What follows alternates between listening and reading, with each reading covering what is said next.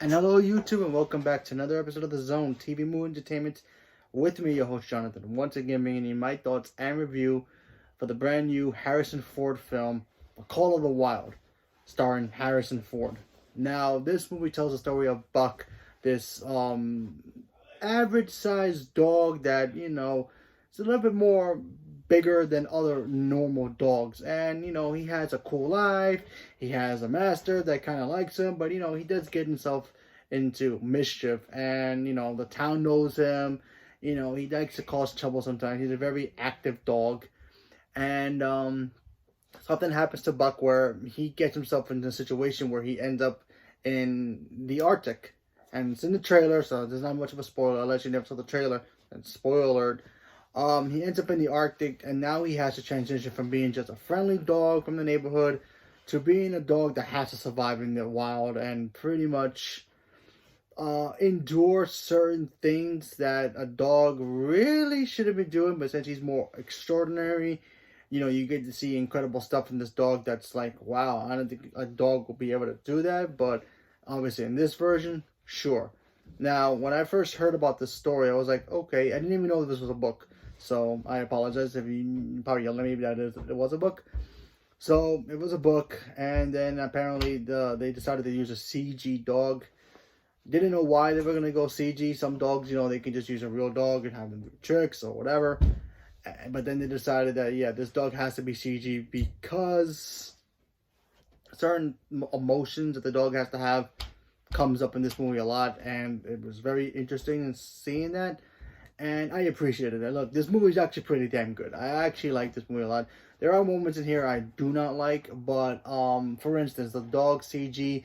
There were some scenes in the movie that made it look like they could have done better with the CG with the dog, especially in certain angles that it's very noticeable because he's all CG, but yet you can still tell. The third act of this movie is with him and Harrison Ford. That kind of like threw me off a little bit because you have to see this dog is the main star of the movie, and you see him transition from master to master to master, and how he evolves when each master he meets, how he becomes a character in his own right, and all the great adventures he has. So the second half was like my favorite part of this whole movie because when he gets to Alaska or whatever snowy place he's at, you really see him transition from that playful city dog to a dog that has to learn how to survive on its own, and meeting people that may treat him badly or also made him treat him like respectfully. And you see him transition to that, and I thought that really worked really well. When he meets Harrison Ford, same thing. He meets him, they form a bond, and then they become friends. And then, of course, the ending of this movie is basically the dog just, kind of, you see the dog at the end of the movie, and it's very different from what he was in the beginning. And I thought that was actually pretty cool, too. It's like, oh, so that's how it ends. That makes sense. Now, I don't know if it ends the same way as the book, but if you've seen the movie or read the book, you know what I'm talking about. But, yeah, I thought the movie was pretty fun.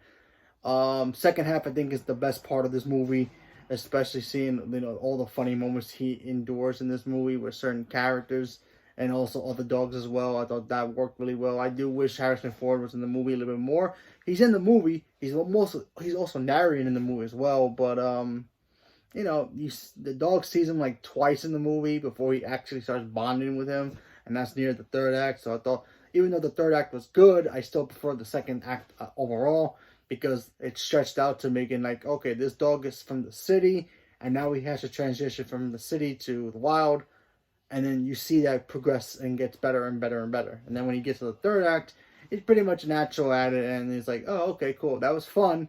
But the second act is way better because the journey to that point is way cooler than him actually having that point. So I thought that was fun. Also, another weakness I can say is Karen Gillan apparently is in this movie, and she's advertised in the movie as well. I love Karen Gillan, don't get me wrong, but she was only in the movie for like 2 scenes, and that's it. So I was like, oh, okay, sure, I guess, just because she's a big name, they had to just, slap her name into all this promotion, I guess. Although that was a little bit of disappointment. I thought she'd be a bigger character in the movie, but she really wasn't. She was just there. And maybe her character's big in the book.